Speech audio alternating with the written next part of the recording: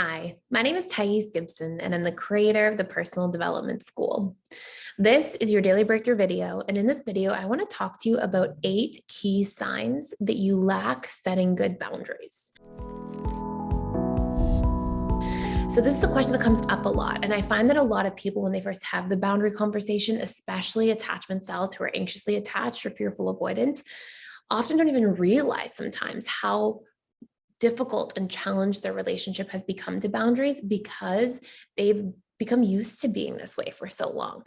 And often when we don't have good boundaries, it's because as some sort of survival strategy or adaptation in childhood to avoid conflict, to stay safe, to avoid being punished, we might have learned in a certain environment, hey, I have to give up my boundaries. I have to not be able to, talk back to parents or fight back or negotiate my needs or things like this, because that gets me in trouble, that causes chaos. So I'm just going to repress my need to set boundaries and just see what happens from there. It seems to be easier this way.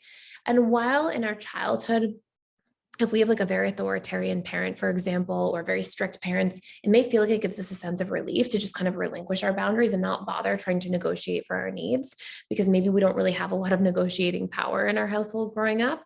It can be problematic as we get older to go into adult relationships and different relationships throughout the course of our lives where we are unable to take ourselves into consideration, to take our needs into consideration, to know what our feelings are in situations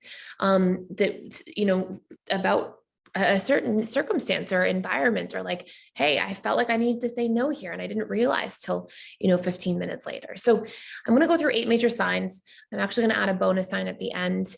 And what I want you to do is, if you're really interested to get sort of like a boundary score, you can actually go through some of these signs and give yourself an allotment. Like, am I a 4 out of these 9? Do I have all 9 of these major things here? 8 plus a bonus. And if you see like, oh my goodness, I have a ton of improvement to do here, you can also check out our boundary reprogramming course for free for 7 days. It goes through all the different types of boundaries, tells you a lot about it, and actually helps you target the subconscious roots of why we've given up our boundaries, reprogram our relationship to our boundaries, and reprogram fears we have about setting boundaries. Things like, oh, if I set boundaries, I'll be abandoned, or I'll be a burden to people, or people won't like me. And we may have come to believe that that was the case, and that may reflect our childhood experience with our own boundaries and the programs we adopted. Like, if we got in trouble all the time growing up when we set boundaries, we may believe that, oh, setting boundaries caused conflict, it's not good, but it's actually healthy, especially in our intimate adult romantic relationships. And I don't just mean like physically intimate, I mean like intimate in general, like people you're just emotionally close to, your best friends, your family members, your romantic partners, of course, and even people you work very closely with in like business relationships. So anyway, so let's start with the signs. You can get your pen and paper ready if you're interested to score yourself. And the very first sign is you feel resentful of the people closest to you. Now, this is a standalone, doesn't just mean a boundary issue, but this, with our other 9 or other 8 major things in here that we're going to go through, usually goes hand in hand. So you can think of like correlation rather than cause. When you are resentful to the people closest to you, one of the biggest breeding grounds for resentment is when we feel like we have unmet needs or violated boundaries and we don't know how to speak up. We feel like unseen, unheard. We feel like, oh my gosh, I have a need and I couldn't speak about it. And really what that is a boundary, right? You couldn't set a boundary. Either an incoming boundary or outgoing boundary violation took place and you feel uncomfortable about the situation. Okay, so that's number 1. Number 2, you find yourself often feeling burnt out by multiple areas of your life. Okay. This is very much related to boundaries. If you're burnt out by work, burnt out by your family relationships, burnt out by your friendships, burnt out by your romantic relationship, burnt out by your relationship to physical health, feeling like you're always putting all this pressure on yourself in all these different ways, usually it's because there's a boundary issue there and you take way too much on and don't know how to put boundaries up. And so you're in this sort of chronic state of burnout, or maybe even just always teetering on burnout in different forms. Number 3, you feel very easily overwhelmed.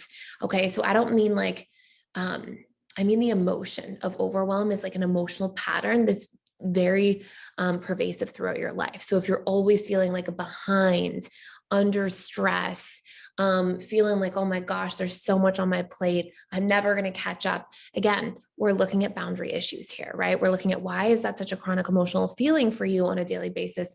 Well, probably because you're overwhelming yourself, because at a subconscious level, you don't know how to set boundaries in order to have an appropriate amount of time to properly recharge, to just be in like your ability to not have pressure on yourself for a period of time, or not feel like you always have to be completing something or finishing something or checking things off your list. And again, this can be internal boundary issues or external boundary issues. This can be a boundary with coworkers, a boundary with friends, a boundary with your children. And you can be overcommitting to all these things and not considering yourself in the process. Number 4, you find yourself struggling with the emotion of anger. Now, anger, when we look at it more deeply, is an emotion, which is more neutral than anything else. But like, emotions are not necessarily good or bad. If anything, they're sort of good because they're giving us important feedback. But there's no emotions that are bad. Like, I want us to get away from this idea. Like, we can experience an emotion and it can feel uncomfortable, but the emotion is technically more good in the sense that it's giving us important feedback about unmet needs we have, about different patterns or dynamics of behavior in our lives, or different stories that are activated, different core wounds. So what's happening here is, when we have a lot of anger, one of the biggest things that goes hand in hand with anger is boundary issues. I see a ton of the time, if we think about the unhealthy expression of anger, we think of somebody getting angry and like yelling, raising their voice, waving their hands. What's actually happening is the subconscious mind, whenever it does anything, any form of behavior, it's always a strategy to get specific needs met in some form. And so what happens is, when we express anger, well, we've got this dynamic that takes place where, when we have unhealthy expression of anger, what needs would that possibly meet? Well, if you look closely, when you when you're, expressing yourself and waving your hands, you are suddenly getting your need met to be seen, to be heard, to be understood, and to have boundaries. Anger pushes people away a little bit as you raise your voice and, become big and loud in your body language and self-expression. And so what happens is, when you're in this dynamic, what you're actually doing is like creating boundaries a lot of the time. And often people won't even say the things that they've been bottling up until they're angry, which can finally be an attempt at a subconscious level to just get a boundary set or set into motion. And so, again, one of these things on its own, not necessarily just a boundary issue, but these things together are really pointing you in the direction of struggling with boundary issues overall. So important to pay attention to. Another big symptom in here is, if you feel like other people are always expecting things from you, or if you feel like other people are always pressuring you, we can definitely have like unhealthy, inconsiderate people in our lives.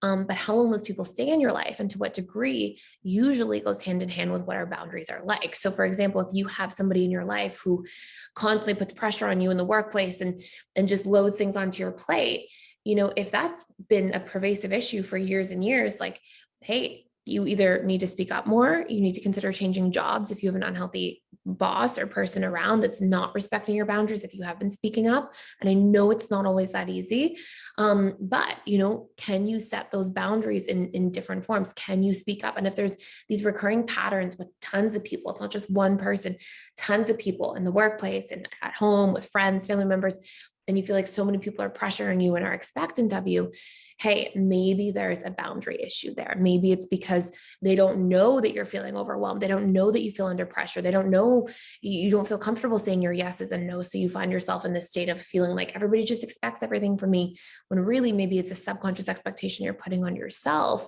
And then the lack of being able to communicate a boundary when you have one. So important to pay attention to. Another big symptom here is, if you find yourself avoiding people altogether at times, is an attempt to recalibrate. So I am all for alone time. I love my alone time. I love to do lots of like journaling and introspective work in my alone time. But if you find yourself like trying to carve out alone time just to cope, and feeling like you can't just say yeses and nos when you're with people in real time and like recharge, while also having your partner around or having, your family member around. If you feel like just to cope and just to recalibrate it all, I need to be completely alone, that's a boundary symptom, right? Like, that's a boundary issue symptom. It's showing you that like, you don't feel like you can just go into the other room when somebody's at your house, or you don't feel like you can just say, you know what, like I'm feeling tired today. I'm glad that you're here. Let's just watch a movie because I just need some quiet time. Like you don't feel comfortable setting up whatever boundaries you have. And so it's really important to pay attention to.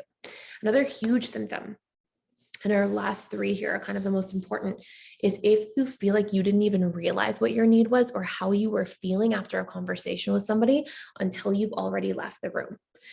And if you're in a position where you don't know what you're feeling and needing in real time, and later you're like, oh my gosh, that conversation actually upset me 3 hours ago. Or, oh my gosh, I said yes to that person, but what? Like, I should have said no to that person an hour ago. I don't know why I did that. Then this is a sign that you're out of relationship to your own feelings and needs and boundaries in real time. And your feelings and needs together kind of are a huge portion of what forms our boundary. And so if we're disconnected from that and we don't know what we're feeling, we can't feel into what our yeses are or what our nos are, we find ourselves just saying yes to everything. Then again, this is really, really problematic, because long term we'll just feel like we're pulled in a million different directions and overwhelmed and pressured and not being considered by others. And we'll usually feel unseen and unheard by others, when a lot of the time it's sort of our shadow, because at a deeper level, we're not seeing and hearing ourselves. And so we're not able to take that information we need to communicate it to others that will help us establish those boundaries. Our next one is if you often feel taken advantage of.